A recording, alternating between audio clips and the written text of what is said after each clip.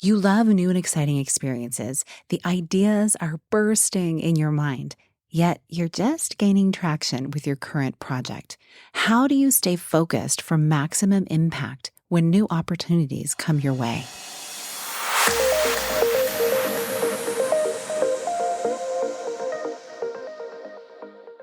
Hi, welcome to the Connect with Sheila podcast. I'm an entrepreneur, self-care strategist, and creator of the Seasons Self-Care app. I'm committed to helping you reconnect to your purpose, elevate your well-being, and build your version of a happy, successful life. You're listening to a Monday minisode where I share an insight designed to help you live into what lights you up this week. And if you're multi-passionate, many things light you up. I say this because I'm multi-passionate, if you didn't already see that based on the various topics that I cover in this show. It's something that is kind of a byproduct of being a creative person. And I know that every single human is creative in their own way. And certain people have different focuses in terms of what that creativity looks like. Some people are more linear in the way they approach life. They have a very analytical kind of way of doing things. Other people are more fluid and flowy, and they allow ideas to land, and they're more maybe artistic in some ways. And other people are focused on the facts and more focused on like cause and result and all of those types of things. And we need all of these things to help our world go round. If we were all the same, A, things would be very, very boring. And B, I don't know how much would actually get done, right? Like I think about, it's almost like this idea of if you have someone who is a visionary for a business and they have the ideas, but they don't have any way or any ability to implement them, nothing's going to get done. And then if you have someone who's great at structuring things, building funnels and doing all of the things to help reach the people, but they don't have a good idea to share, then also nothing happens. So we need each other.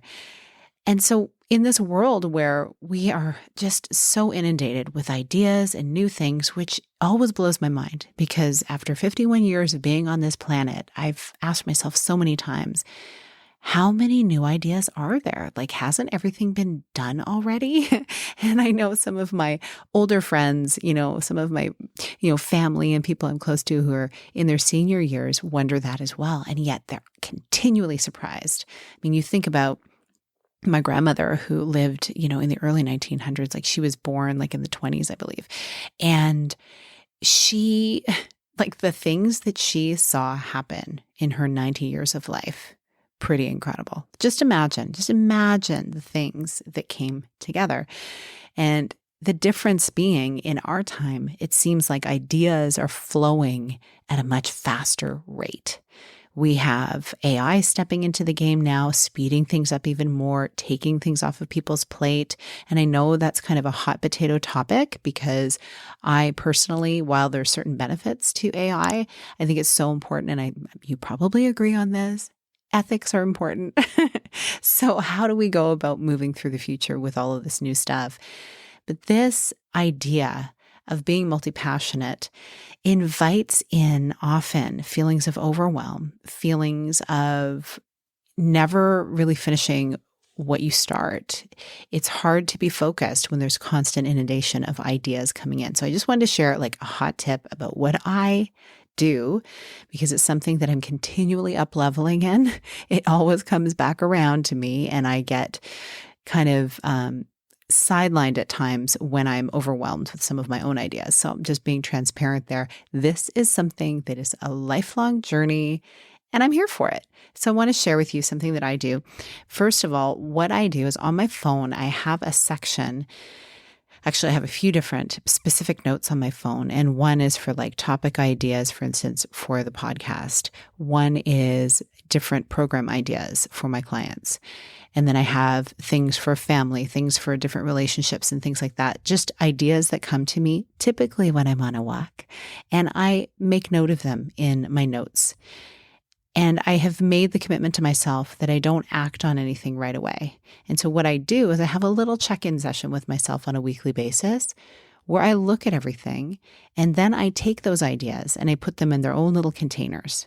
So I may have a spreadsheet for my podcast episodes. I may have a spreadsheet for my program ideas. And I don't have a spreadsheet for this, but I have a list of things that I want to do with my loves, or things that I want to do with my girlfriends, and places I want to go, and activities or things I want to learn. And I have these little lists so that I can always go to them when it's time to start planning.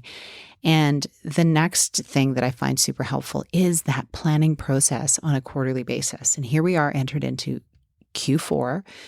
So the fall season, the last season that leads into winter, we're in the last quarter. And what's really, really interesting about this time is everything seems to speed up even more, because it's like people know, how many more months do we have, or days, until the next year? And there's something in our minds that's attached to achievement by specific timelines.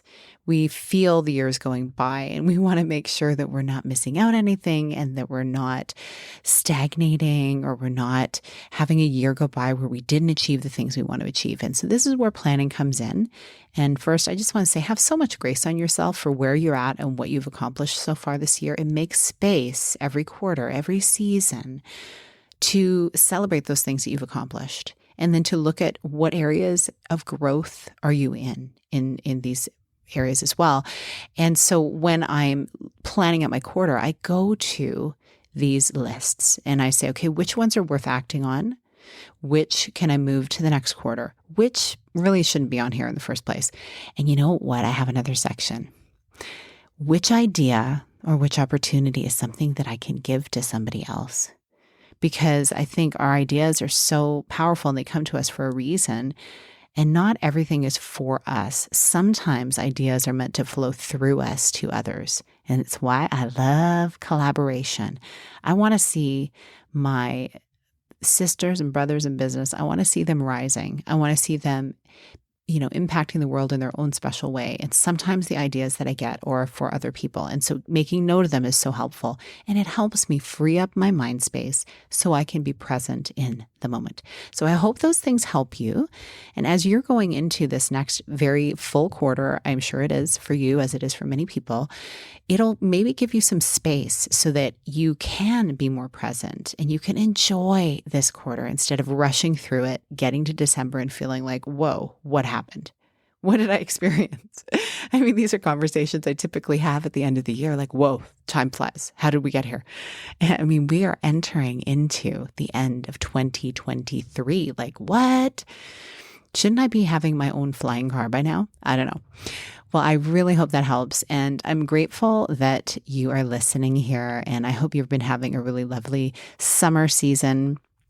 If you're in the Northern Hemisphere, a lovely winter season for my friends down under. I've been having a lot of conversations with people down under lately in Australia, New Zealand, and just really grateful for the world that is so interconnected. It's so beautiful.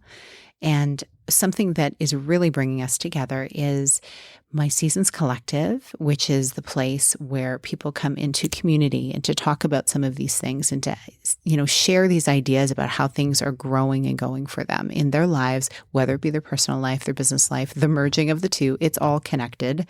I mean, I'm recording this on a weekend. I love to do Saturday soul work sessions, and sometimes my podcast episodes fall into that time space. It's just so peaceful and quiet. And I'm so fresh after being rested that it allows me the space. So I hope that was helpful for you. And if you did find it helpful, please pass it on to someone that you know, share this episode, and rate and review. It always helps people find this podcast, and you'll be seeing more of it on YouTube in coming weeks. Looking forward to hearing how things are landing for you, how your life is going. Reach out to me, DM me at Sheila A. Botello on Instagram, and have a beautiful rest of your week. Big blessings.